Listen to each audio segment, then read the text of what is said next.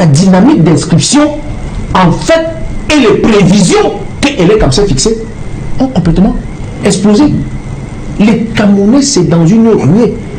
Parce que je veux vous dire. Pourquoi on voit toujours un parti politique, on fait le procès au MRC? Non, on ne veut pas le procès, c'est pas le problème. On a vu, moi j'étais mardi à une rencontre de Election Cameroun à Douala. Mais ils avaient prévu ils avaient prévu à peu près cette année 650 000 personnes qui devaient inscrire.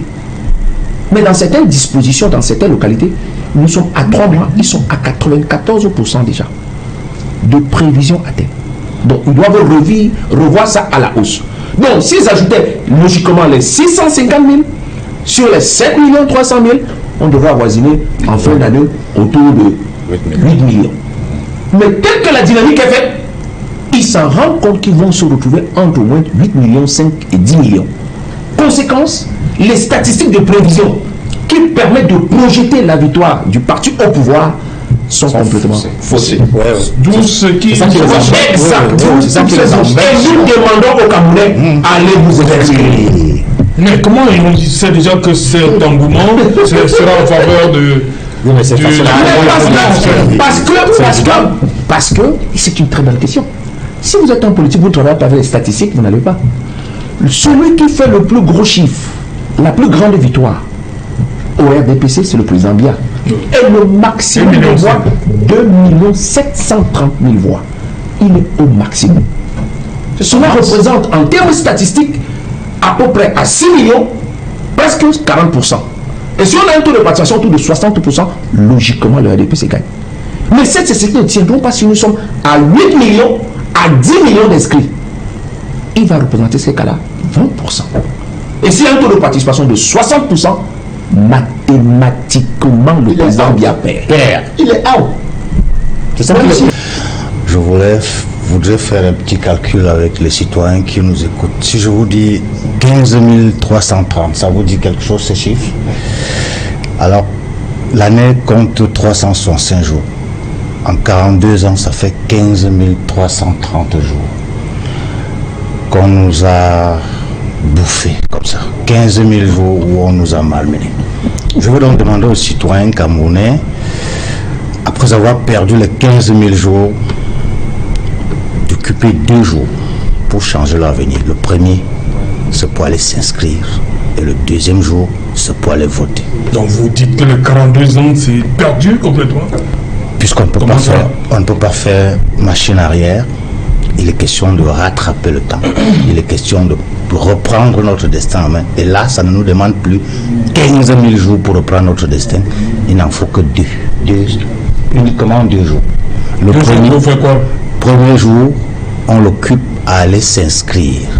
Le deuxième jour, le moment venu, pour aller voter. Avec ces 2 jours-là, ça aura allégé nos tâches de 15 330 jours qu'on nous aura volé en 42 ans.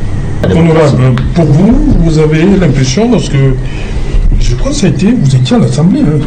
Ça c'est votre fruit, ça, 2012 2012, vous étiez à l'Assemblée. En 2013. Oui, vous êtes arrivé en 2013. Voilà.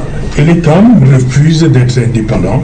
L'organisme dont il y a eu ONEL 1, ONEL 2, on a applaudi l'arrivée de l'ECAM, ce code. Mais lorsqu'on découvre en parcours les articles, on se dit à un moment, peut-être que les opposants se plaignent parfois pour rien. Il y a beaucoup d'éléments qui montrent que l'ECAM doit véritablement être indépendant, un organisme indépendant. Alors, c'est un procès, n'est-ce pas? C'est un procès qui est fait à ILECAM. Mais avant d'arriver à ce procès, je voudrais rassurer Maître que il a compté combien? 15 330 jours. Et nous sommes au regret de vous annoncer, Maître, que vous allez encore vivre avec nous au moins 10 000 jours de plus. Pourquoi? Mais parce qu'on ne peut pas vous faire confiance, voyez-vous. Vous êtes les maîtres qui déclarez ce que doit être la démocratie, comment on doit gérer la démocratie. Mais à chaque instant, à chaque encabru, vous êtes pris au piège du non-respect de vos engagements. Lesquels? Chaque fois qu'il a fallu mener au sein de vos partis des, je ne vais pas appeler ça des négociations, non, c'est pas des négociations, on va appeler ça des mises au point. Pour être gentil, on va dire des mises au point. Ça s'est toujours mal passé. Parce qu'en réalité, vous nous dites, nous sommes des démocrates, ça va se passer comme ça. On a vu le SDF, ça ne s'est pas passé comme ça. On a vu avec le PCRN, c'est compliqué. Il est Zipan, c'est très compliqué. Comment on appelle les autres là, le nom, le MRC alors, grave. Chez nous. C'est chez vous, hein? Le MRC, ça. Grave. Ça veut dire quoi? Ça veut dire qu'au fond, le peuple doit être perplexe et inquiet de voir que vous n'avez pas la capacité de mener vos affaires politiques de manière démocratique. Vous annoncez, oui, c'est le RDPC qui ne respecte pas l'état de droit, oui, c'est le RDPC qui bafoue la démocratie, oui, mais chaque fois que vous avez agi en ce qui vous concerne et à l'intérieur de vos partis, on vous a pris à défaut. Vous n'avez pas démontré que vous êtes capable de manager vos partis en respectant les règles que vous avez librement choisies pour construire vos partis et pour les gérer. Donc, je suis obligé de vous dire que c'est bien beau de nous faire des procès, mais c'est toujours dangereux de vouloir enlever la poutre.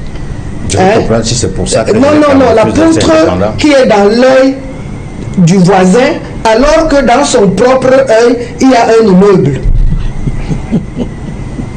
Il agit pas sur ce constat, hein, les CAM qui refusent de couper les chaînes. Hein. Non, je pense je pense que Maître Ngefak a tracé l'esprit. Vous savez que nous avons travaillé à peu près 3 ans sur ce code.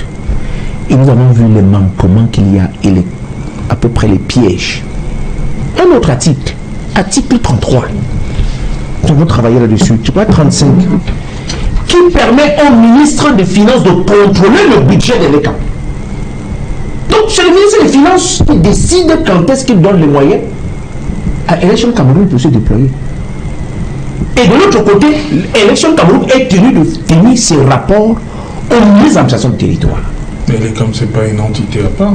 Ah mais à partir de ce moment-là, il est quand même dans une réflexion. À partir de ce moment, il y a un ministre des Finances. Je peux terminer la question. Oui. Mais qui tranche le contentieux entre les acteurs et Élection Cameroun? C'est le Conseil constitutionnel. Alors, le rapport ne serait donc aller au ministre de l'administration du territoire. Parce que nulle part, dans différentes commissions communales, départementales, nationales, le nombre de représentants de l'administration est toujours supérieur au nombre des partis politiques. J'explique davantage sur le plan financier. Monsieur Elekam dispose de 2 pouvoirs en ce qui concerne les finances. C'est lui qui arrête son propre budget de fonctionnement. Tout à fait. C'est-à-dire que quand il a décidé que c'est 42 milliards pour son fonctionnement, Vous allez donner. ça ne dépend pas du ministre des Finances. Bien sûr. Ça dépend pas du président de la République. Bien sûr. C'est toi l'année électorale. Hein. Non, je suis d'abord sur son budget, de fonctionnement. Si. Ça ne dépend pas de parce que c'est une structure qui est autonome Bien sûr. et indépendante. Ouais. C'est vous qui avez mis. Ouais. Donc le ministre des Finances qui le conditionne. Ouais. Alors on dirait que s'il ne donne pas 10%, il ne va pas donner. C'est pas ce que j'ai dit. Je ne dis pas qu'il retient les financements pour attendre 10%. Non. Le seul fait qu'il retienne l'argent et lui donne ça à sa volonté, quand il le soumet, comme le professeur Joseph l'a dit, il l'introduit dans l'administration, il lui dit que tu dépends de nous. Tout à fait. Son deuxième pouvoir financier, c'est le projet du budget des élections. Validé. Parce qu'il ne faut pas confondre les deux. Son budget de fonctionnement, c'est lui qui arrête. et ça doit entrer dans sa caisse. Aucun individu, dit la loi, ne doit le stopper. Mais quand le ministre des Finances lui fait le chantage, ça veut dire qu'il dépend de l'administration. Il n'hésite pas. Pour continuer, toute planification d'investissement est validée par le ministre des Finances. Il n'y a pas d'autonomie. Donc il n'y a pas d'indépendance. Il n'est pas indépendant. Donc on devrait en principe lui dire qu'en début d'année, voilà ton budget et on le contrôle sur pièce en fin d'année. Et ces procès-verbaux doivent être transmis au Conseil constitutionnel qui arbitre les litiges entre les partis politiques et les cas. D'où vient-il que les copies de ces rapports d'activité sont transmis au ministre de l'administration du territoire? Qu'il en fasse. C'est seulement à ce titre que l'on voit le sentiment et le comportement que nous avons dans l'image que nous avons bien utilisée. Pourquoi? Parce que la dynamique d'inscription, en fait, et les prévisions qu'elle est comme ça fixée, ont complètement explosé. Les Camerounais, c'est dans une ruée.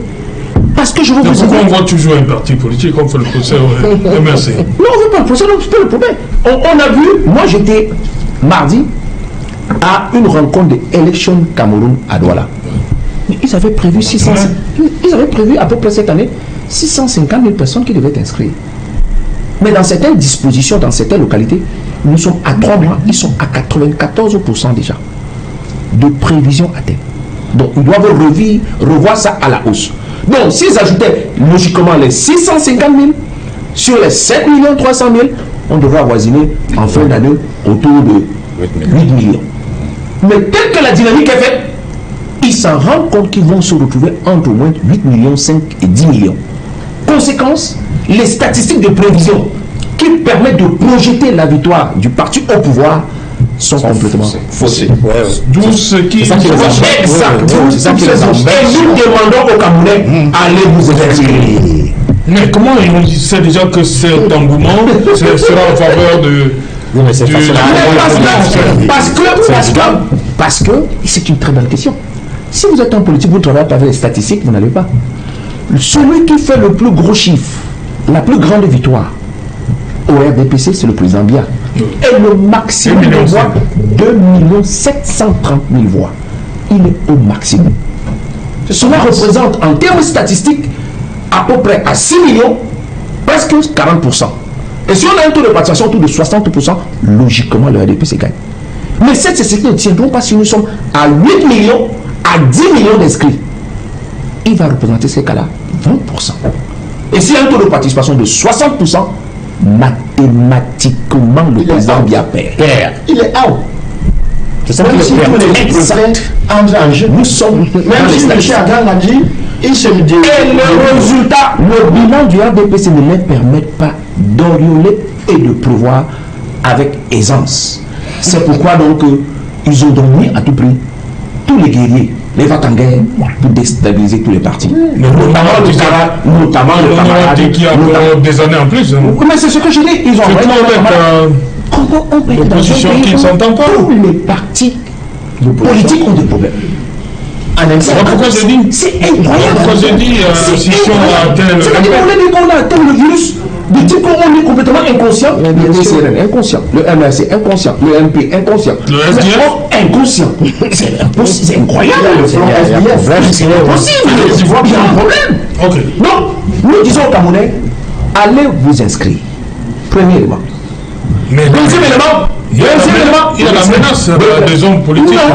Voter, c'est un droit qui t'appartient jusqu'à la mort. Personne. Pour le ministre, c'est la méthode qui n'est pas... Non, c'est pas la méthode. Le ministre dit qu'il faut éviter d'harceler quelqu'un. Il ne définit pas par lui-même ce que c'est que harceler. Balancer un mot ne veut rien dire.